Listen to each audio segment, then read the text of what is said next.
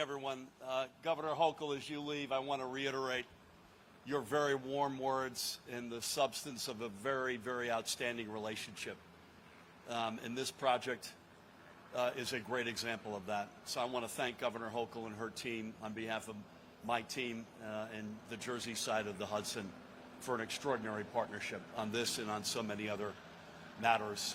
As they say, protocol has been established, so I'm not going to go through and thank by name the now seemingly hundreds of individuals who deserve credit. I do want to single out President Joe Biden and his administration, and Polly and Veronica, thank you for representing the President and Vice President and Secretary so graciously. It really matters to have a guy who understands the rails at the top of the totem pole in this country. And I can say that with experience because, like Chuck and Corey and Jerry and others, I dealt with the last administration on this project, and I dealt with the Biden administration, and it's literally night and day. And I can't thank them enough. And by the way, our side of the Hudson historically has not covered itself in glory on this project, so I'm honored to be here representing a new day dawning, not just in general, but on the Jersey side of the House. I was on with some colleagues last night, and they said, "What do you got for Monday morning?"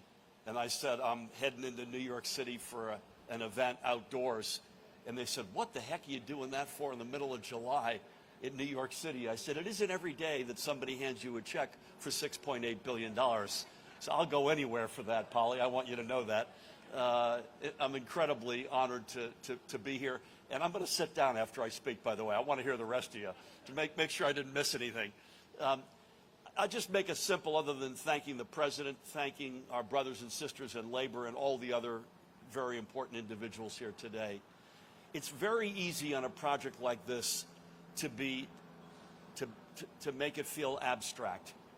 95,000 jobs, 20% of the nation's GDP, $20 billion of economic activity, on and on and on. You hear words like resilient, redundant, reliable.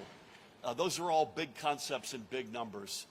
I think we need to focus on what this will do to individual lives, to the operating engineer who's going to operate this piece of equipment behind me and his or her family, to the person trying to get into New York City from Jersey to get to work on time or to get to school on time, for that person who has been dying for the one-seat ride out of Westfield, New Jersey, which is finally going to become a reality. Remember, this is not just about building 2 new tunnels. It's about rehabbing the 2 that exist. By the way, they were built, I don't think Chuck was the majority leader then in 1910.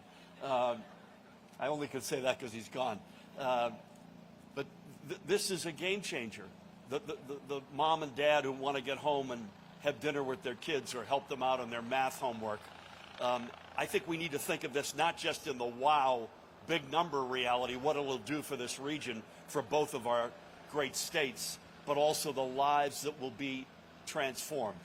And it won't be overnight. It'll take time. I was born in Boston and grew up outside of Boston, and that still gets me no votes in New Jersey. But I was also growing up during the so-called Big Dig, which went on forever. This feels like it's gone on forever, but it's finally actually happening.